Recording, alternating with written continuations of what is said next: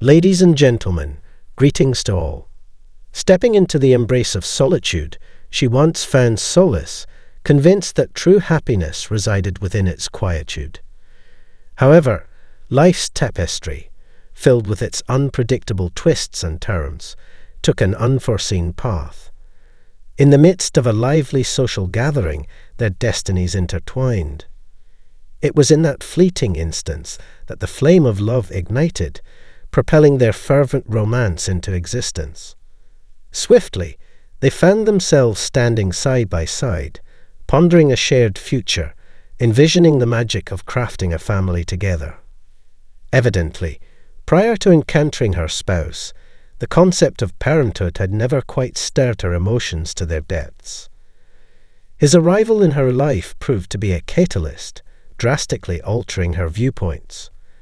The prospect of a harmonious family, witnessing children evolving together, gradually took form within her consciousness.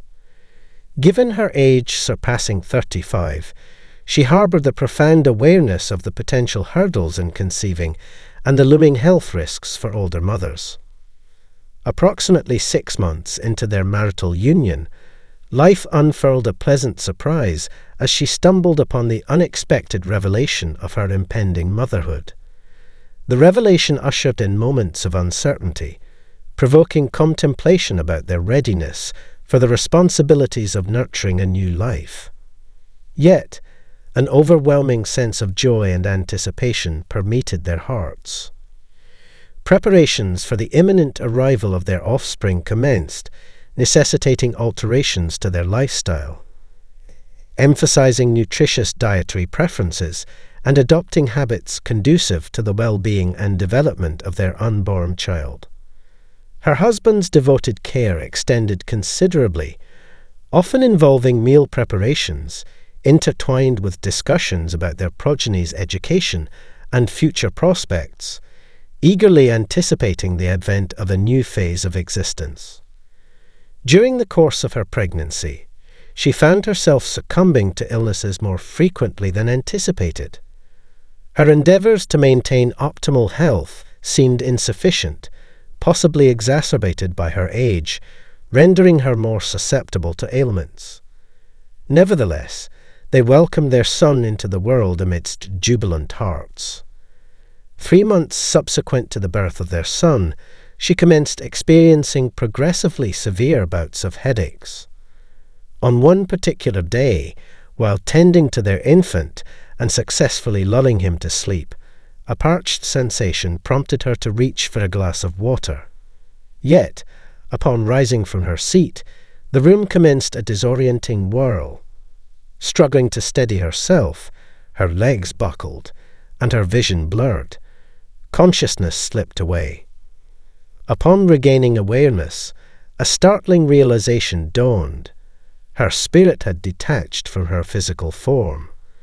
Confounded and apprehensive, she observed her lifeless body sprawled on the floor, her son slumbering peacefully in his crib. Overwhelmed by dread and apprehension, she grappled with the agonizing truth of being unprepared to depart from her child and existence. Her paramount wish was to witness her son's journey through life. In her despair, she sought solace through prayer, an earnest entreaty directed towards a higher power. "Dear God, please, it's not my moment to depart. My son requires me," her impassioned plea reverberated. In response to her heartfelt supplication, an extraordinary event unfolded. A portal materialized in the room's atmosphere, exhibiting an otherworldly semblance, seemingly hewn from the very fabric of clouds. Despite an overwhelming sense of disquiet, an understanding dawned upon her that she must traverse it. As she crossed the threshold, she entered a domain suffused with love, effervescent energy, and boundless warmth. Here, the limitations of the tangible world held no sway. Amidst the vastness of this celestial expanse, a luminous brilliance emerged, casting its ethereal glow upon the surroundings. As the light grew brighter, a distinct figure materialized. Wrapped in a pristine white robe, this towering entity, while veiling its face, emanated an aura steeped in sanctity and supremacy. The woman sensed the divine presence and knew it to be God.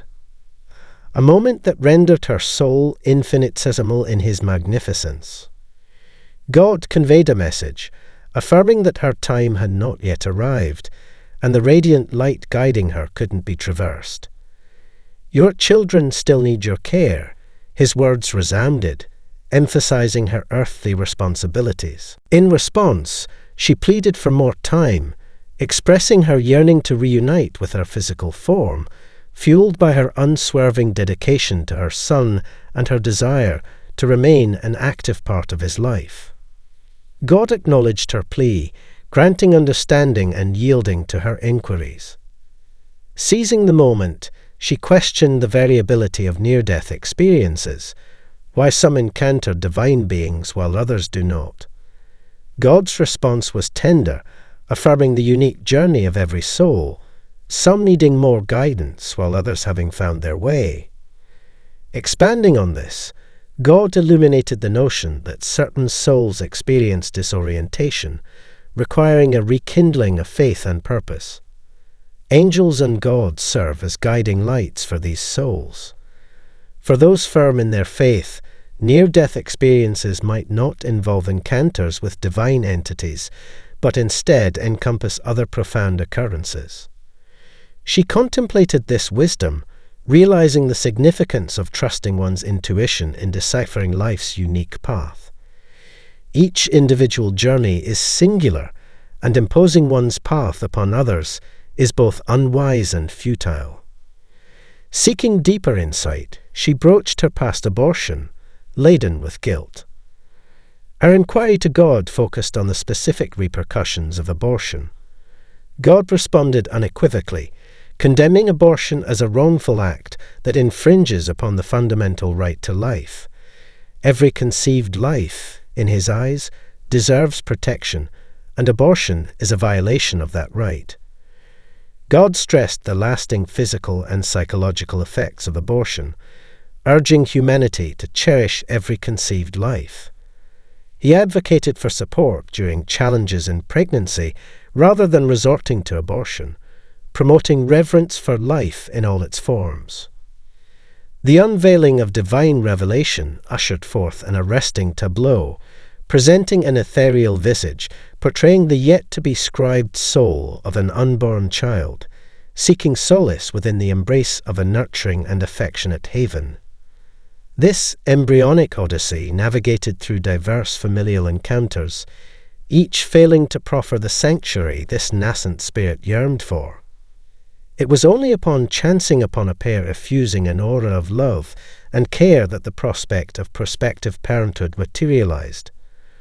Regrettably, discordant notes infiltrated the harmony merely 2 months later, precipitating relational upheaval, culminating in the mother's fateful decision to terminate the burgeoning life, extinguishing the flickering spark of promise.